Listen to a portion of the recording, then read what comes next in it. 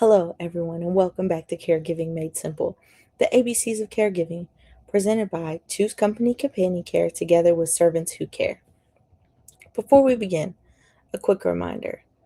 This conversation is for general educational and informational purposes only. It is not medical advice, and individual needs and circumstances may vary. Today, we made it to the letter K, and K is for knowing. More specifically, knowing when help is needed. Today's question: how do you know when I'm fine isn't really fine? Because if you have an aging parent or loved one, you may recognize this conversation. You ask, "Hey mom, how are you doing?" And what does she say? "I'm fine." You ask dad, "Do you need anything?" And he says, "Nope, I'm good." Meanwhile, you're looking around and thinking something feels different. And sometimes that instinct deserves a closer look. Today, we're going to talk about changes families should pay attention to without automatically assuming every little change means there's a serious problem. The key word is change. What's different from this person's normal? Number one, look at the home. Sometimes the house tells us something. If the house has always been neat, but now there's clutter everywhere, or unopened mail piling up, laundry accumulating, dishes sitting for days, the trash not being taken out, things being left in unusual places, one messy afternoon doesn't necessarily mean anything, but a new pattern may be worth noticing. Instead of immediately saying, "Mom, what's going on with the house?" Try, "I've noticed keeping things up seems a little bit harder lately. Is there something I can help with?" That starts a conversation instead of an argument. Number two, look at food. You probably already know what I'm going to say. Open the refrigerator. Is there food? Is it fresh? Groceries spoiling? The same leftovers still sitting there?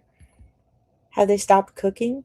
Are they mostly eating snacks because preparing meals has become too difficult? Has there been an unexplained change in weight or appetite?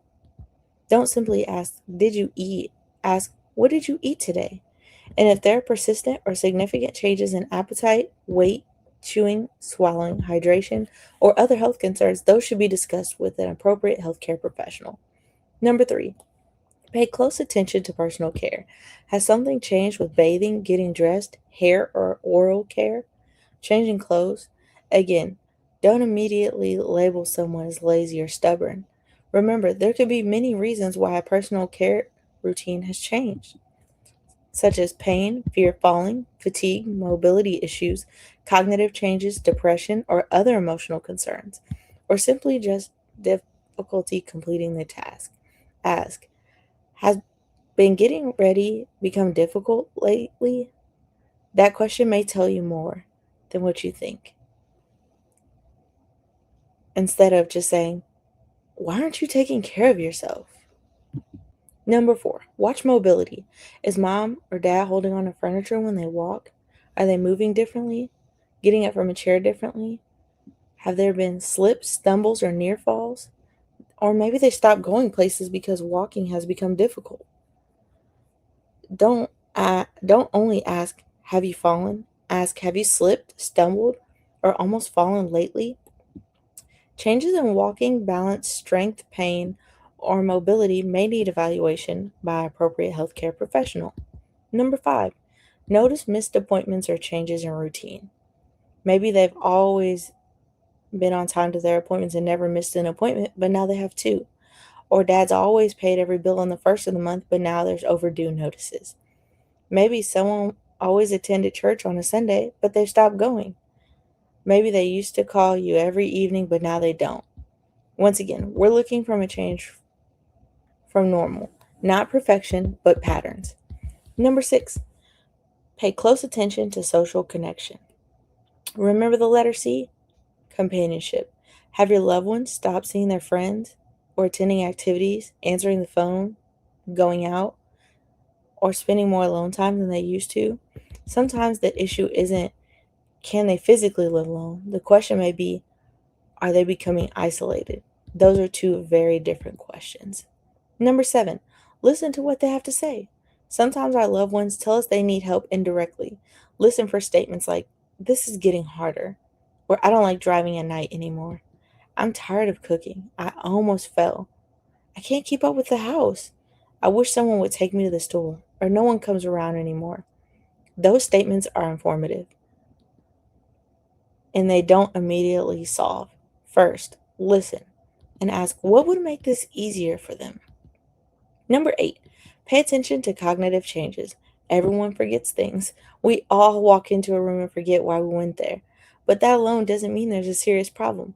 But if you notice persistent changes or significant changes, such as increasing confusion, getting lost in familiar places, difficulty managing previously familiar tasks, unusual judgment, or other cognitive changes, that deserves a discussion with the appropriate qualified healthcare professional. Don't diagnose your loved one and don't diagnose them from a social media video. Observe, document concerns if appropriate, and communicate them to the right professional. Number 9, ask the person what has become harder. This is one of my favorite questions in the entire series. Instead of walking in saying, you need help, ask, what has become harder for you lately? Then pause. Allow that person to tell you. Maybe you're worried about cooking, but the cooking is fine. But maybe the real problem is transportation. Maybe you think mom needs somebody to come clean, but what she really wants is someone to accompany her to her appointments. Ask and don't assume. Number 10. Help doesn't have to mean 24-hour care. This is important. Families sometimes think there are only two choices: completely independent or move somewhere and receive full time care. There could be many levels of support in between. Maybe someone needs help once a week, or transportation, companionship, meal prep, errands, regular check ins, or maybe the family caregiver needs respite. Maybe there are medical needs that require a licensed professional. The question is, what type of help matches the actual need? Not more than necessary, not less than necessary, but the right amount of support. So now, where does choose company companion care fit?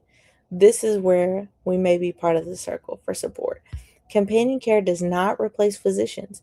It does not replace skilled nursing or home health, therapy, emergency services, or other professional care when those services are needed. But appropriate non medical companion support may help with companionship, check ins, meal prep, errands, transportation when appropriate, social connection, and giving family caregivers some additional support. Sometimes families don't need someone to take over, they just need another dependable person in their corner. Today's Caregiving Simple question: ask yourself, what has changed? Not, is mom getting older? Well, of course she ought. Of course she is. We all are. Ask, has she changed from her normal meals, mobility, hygiene, socialization, housekeeping, appointments, transportation, routine, mood? Then ask your loved one, what has become harder for you lately? And listen. Okay, so I want to challenge you. Pick one area, just one, and have a conversation without accusing. Instead of saying, you can't handle this anymore, try, I've noticed this seems harder lately. What do you think? Because recognizing the need for help doesn't have to start with a crisis. Sometimes it starts with paying attention. That's K. K is for knowing when help is needed. And remember, the goal isn't to take over. The goal is to notice changes early enough to offer the right support. Tomorrow we will cover L. L is for loneliness. Tomorrow we're asking, can someone be surrounded by people and still feel alone?